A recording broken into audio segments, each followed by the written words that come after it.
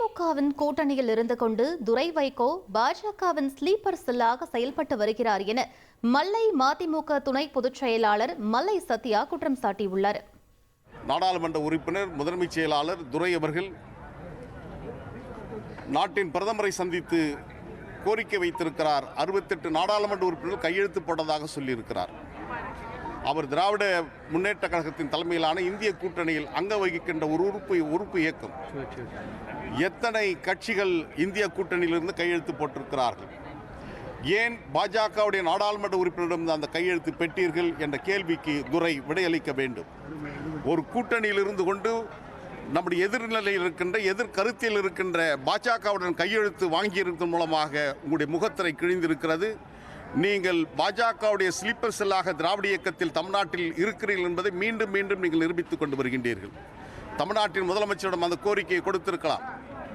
மாண்புமிகு தமிழ்நாடு முதலமைச்சர் முதலாக அயலக தமிழர் வாரியத்தை உருவாக்கி வெளிநாடு வாழ் தமிழர் நலத்துறை உருவாக்கி அதற்கு மாண்புமிகு அமைச்சர் நாசர் அவர்கள் இருக்கிறார். குறைந்தபட்சம் அவருடன் நீங்கள் முறையிட்டிருக்கலாம்.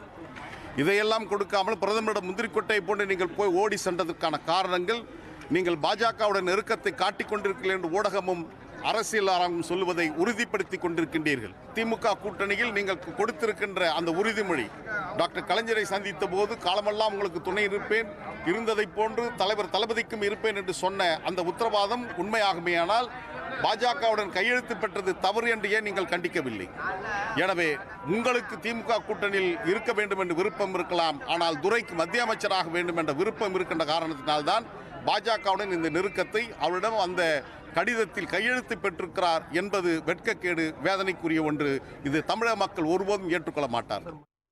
தமிழக மக்கள் பிரச்சினைக்காக பிரதமரை துரை வைகோ சந்தித்ததாகவும் ஒருபோதும் பாஜகவுடன் கூட்டணி வைக்க மாட்டோம் என்றும் மதிமுக பொதுச் செயலாளர் வைகோ திட்டவட்டமாக கூறியுள்ளார்.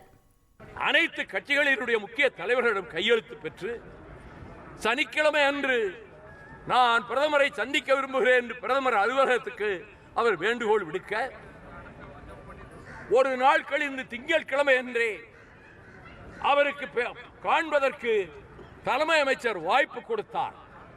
25 நிமிடங்கள் அவரிடத்தில் இந்த கிஷோர் சரவணனை மட்டுமல்ல, இந்தியாவிலே இருந்து ஏராளமான மாணவர்கள் பல மாநிலங்களிலே இருந்து ரஷ்யாவிலே இப்படி வதைபட்டுக் கொண்டிருக்கிறார்கள். தமிழ்நாட்டிலிருந்தும் பல பேர் போயிருக்கிறார்கள். அவர்கள் அனைவரையும் இங்கே கொண்டு வருவதற்கு முன்மாதிரியாக கிஷோர் சரவணனை நீங்கள் உடனடியாக அங்கிருந்து விடுவிக்க செய்வதற்கு ஆவண செய்ய வேண்டும் என்று கேட்டபோது அவர் தன்னுடைய தனிச் செயலாளரை அழைத்து இந்த கோரிக்கை மனுவின் மீது எடுக்க வேண்டிய நடவடிக்கையை துரிதமாக எடுங்கள் என்று சொன்ன பின்னர் நரேந்திர மோடி பதவி பிரமாணம், அவரது சகாக்களின் பதவி பிரமாணம் நடந்தபோது நாங்கள் சிறைப்பட்டு கிடந்தோம்.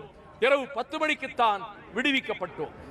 ஆகவே கூட்டணி என்பதை கொள்கைக்காக, லட்சியத்துக்காக ஒரே நிமிடத்தில் உடைத்துக் கொண்டு வெளியே வந்து அதன் பின்னர் திராவிட முன்னேற்ற கழகத்தோடு கரம் கோர்த்த அந்த நாள் முதல் ஒரு வார்த்தை திமுக அரசை பற்றி எங்கேயும் எழுத்திலோ பேச்சிலோ விமர்சிக்காமல் பக்கபலமாக பக்க துணையாக முதலமைச்சர் தளபதி ஸ்டாலின் அவர்களுடைய செல்வாக்கு நாளும் வளர்வதைக் கண்டு பொருளாதாரத்திலே இரண்டு இலக்கத்துக்கு வந்துவிட்டது தமிழ்நாடு என்பதற்கு நேற்று கூட ஒரு அறிக்கை கொடுத்து Mic check 1 2 3 powered by India's #1 gold buying company Attica Gold Company.